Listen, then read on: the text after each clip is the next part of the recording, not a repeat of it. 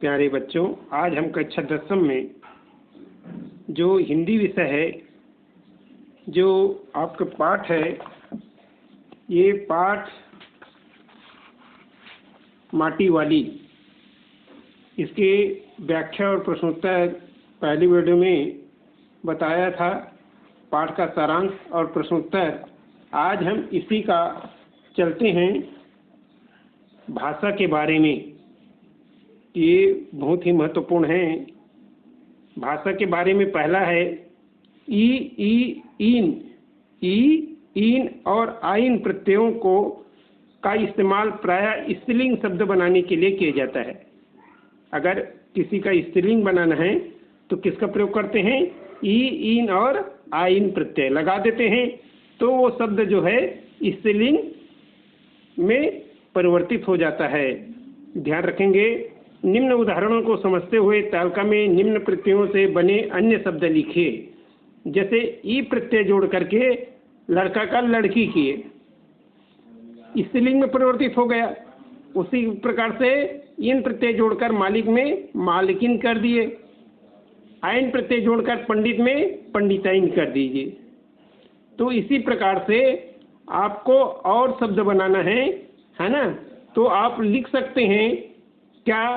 ई प्रत्यय में धमकी, बोली, हंसी, गृहस्थी, त्यागी, सब में देखेंगे बड़े ई का मंत्र लगा हुआ है, तो इसको आप कॉपी में नोट करिएगा।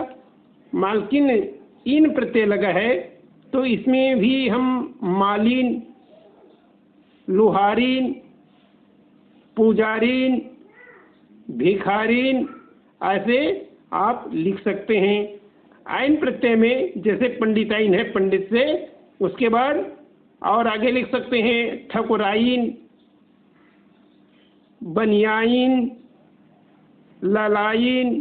तो इस प्रकार से इन प्रत्यय जोड़कर स्त्रीलिंग में परिवर्तित किया जा सकता है। दूसरा प्रश्न है, पाठ में आए निम्न मुहावरों के अर्थ लिखते हुए अपने वाक्यों में प्रयोग कीजिए। पहला है का नंबर, दिल गवाही नहीं देता। दिल गवाही नहीं देता अर्थात मन नहीं मानना।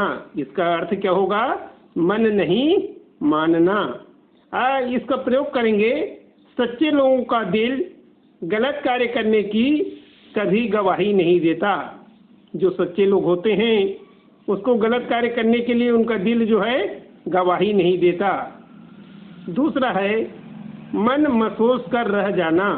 मन महसूस कर रह जाना, इसका मतलब होगा क्या होगा? खींच कर रह जाना, खींच कर रह जाना, है ना? वाक्यों में प्रयोग करेंगे, क्या होगा? स्वार्थ व छल से भरे समाज में नेक व ईमानदार लोग मन महसूस कर रह जाते हैं। जहाँ स्वार्थ और छल से भरे समाज होते हैं, वहाँ अच्छे और ईमानदार लोग मन महसूस कर रह जाते हैं, उनका कुछ नहीं चलता। अगला है ग नंबर, कातर नजरों से देखना, मतलब याचना करना, दया दृष्टि से देखना। इसका अर्थ क्या होगा? याचना करना, दया दृष्टि से देखना।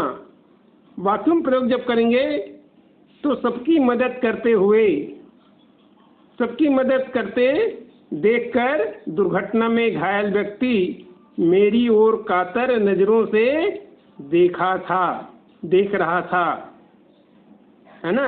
सबकी मदद जो करते हुए देखते हैं, तो दुर्घटना या घायल व्यक्ति जो होते हैं वो कातर नजरों से देखते हैं।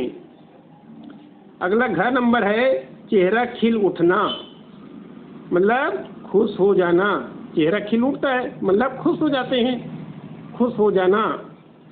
तो इसका वाक्यों में प्रयोग करेंगे, अपनी सहेली को अनायास देख खुशी से सुमन का चेहरा खिल उठा।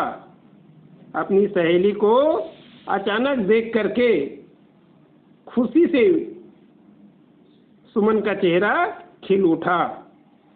अगला है दिमाग चकराने लगना।